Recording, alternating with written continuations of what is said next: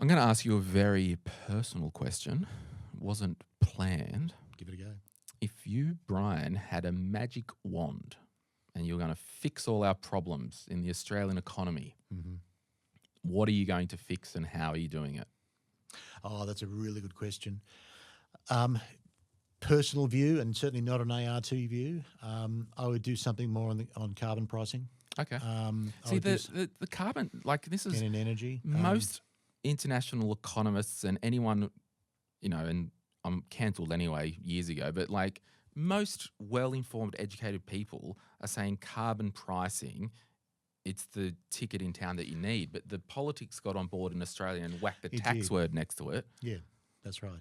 But basically, a free market or a market-based approach to doing something about climate change involves putting some sort of a price on carbon. Right. You can argue about the exact methodology and the exact system, but putting some sort of a price on carbon to facilitate that transition. And the market would sort itself out because they wouldn't want to pay the extra. Correct. So if you've But got in a the interim, they would potentially pass on that cost. They could do, which is why when the carbon pricing mechanism was first introduced, there was a whole range of compensation measures to cover the additional cost in the short term, particularly for low and middle income earners. So you need to design a whole package to deal with this. We did have that, now we don't. And we've been kind of playing catch up ever since. Yeah. I would do something about climate change policy. I would probably also do something on the tax side. We have, unfortunately, trained generations of Australians. Whenever they hear the phrase tax reform, they think, "Oh, great! How much am I going to get back?" If we want governments to do X, Y, and Z, we need to actually acknowledge that the government is going to have to pay for X, Y, and Z. How are we going to pay for that? What's the most efficient way of doing it? Should it be more income tax? Should it be more company tax? Should it be a carbon tax? Should we do something more on the property side? So the debate about land tax, for example, which we've had in New South Wales. Tax economists who look at the theory of this would say that land tax is probably the most efficient tax we have, but politically it's dynamite. I would try, if I was the benevolent dictator of Australia, I would do something about our tax system and something about climate change policy. The tax thing, it's interesting, like obviously and again, that's a Brian Parker view, That's not an Brian. R2 view, Yeah. putting it out there. Yeah. I've got the economic acumen of a doormat when it comes to this stuff, but I'm kind of thinking like in a perfect world, can you raise the tax-free threshold, increase social security benefits and looking after the vulnerable, and then just double the GST? Like, I think we need a discussion where it's complete overhaul. But Yeah, look, it's the just GST. a debacle here on this island. Yeah, I just think that the GST was not ideally designed. The GST was a political compromise from the get-go. Right. Again, a lot of tax economists would say, look, you needed to actually tax everything and, as you said, use the tax system to compensate low to middle income earners for the increase of cost of food and a whole range of basic necessities. You probably could have done that and you would have ended up with a more efficient system. But politically, that was very, very challenging. And that's just the sad reality. We're in a political environment where wholesale reform is really hard to pull off. So back in, when did you graduate uni? Was it 1921 or? Oh, charming, Your wife told me to drop that in. Yeah, thanks very much for that. Yeah, that's right. But so what year did you graduate uni? I graduated from university in 1988. Okay. Because I'm old, as you politely pointed out. So back in... before the internet. Did that? What? I was around when the internet In fact, I was around when the internet was just basically a thing that academics played with. Yeah. So I had an email account. Or intraweb, was it? The interweb, as Jeremy Clarkson calls it. But I was one of the first people around to actually send an email because I had an email address at university because there was a global system to enable academics to communicate. Yeah. And that was the early internet. So all this way to set up a really terrible way of setting up my next point. Back in 1988, you've graduated uni, you'd look back, the first lecture of Economics 101, hey kids, welcome to university. We're talking about supply and demand today, right? Yep. 101 economics. In Australia, does that apply to the housing crisis that's happening? Is it as simple as a supply issue, or is it the negative gearing, capital gains tax, landlords are evil, or is it a bit of everything? Look, I think it's a bit of everything. There's no one size fits all thing here. If you want me to identify one key factor, it's supply. Yeah. We need more supply. Yeah. But here's the problem. Again, a lot of it goes back to politics. That there's no great political appetite to bring about genuine reform here.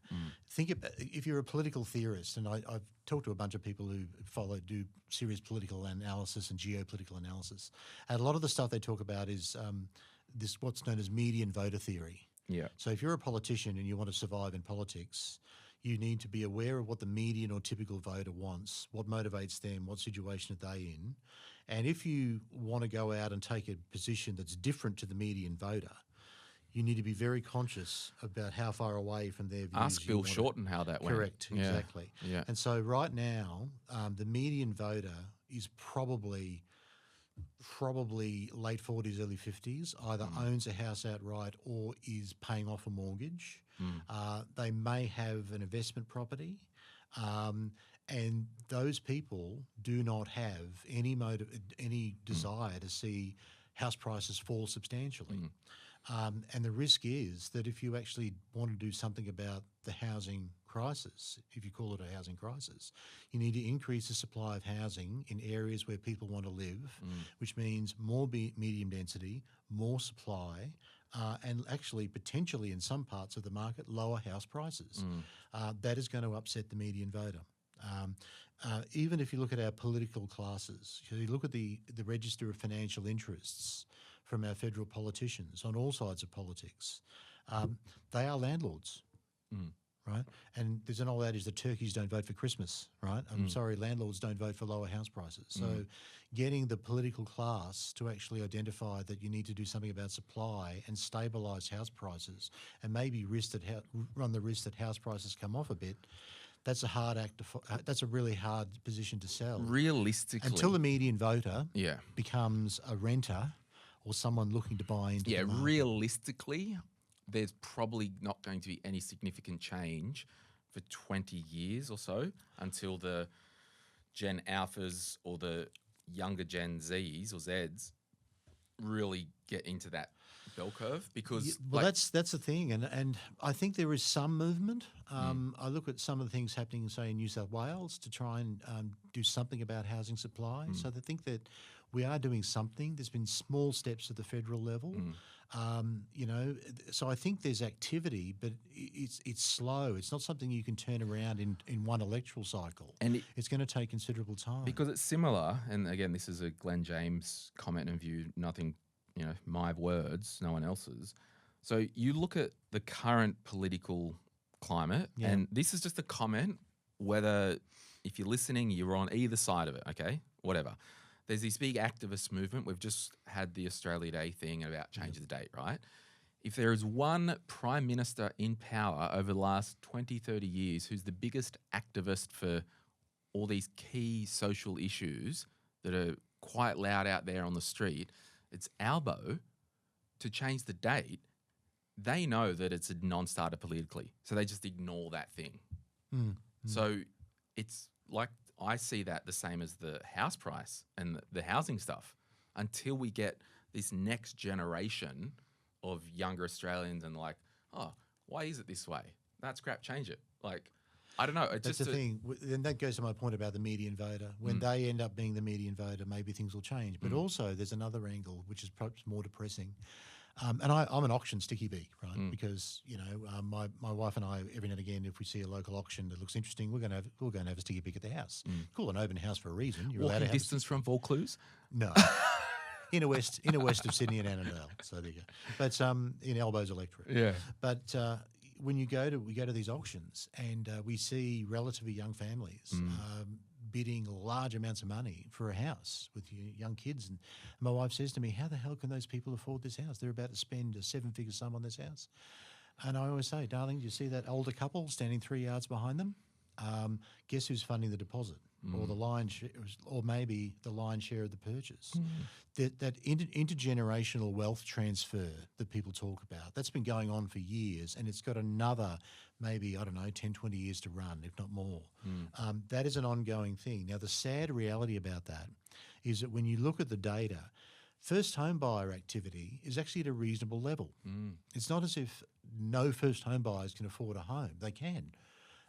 But unfortunately, we've become a country where your ability to be a first home buyer, to be an active participant in the housing market, depends on the genetic lottery of life. Who are your parents and who are your grandparents, or both?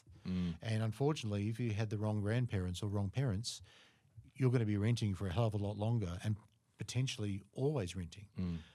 One of the other things I think we need to look at too is how do you actually encourage people to be able to sign much longer term leases?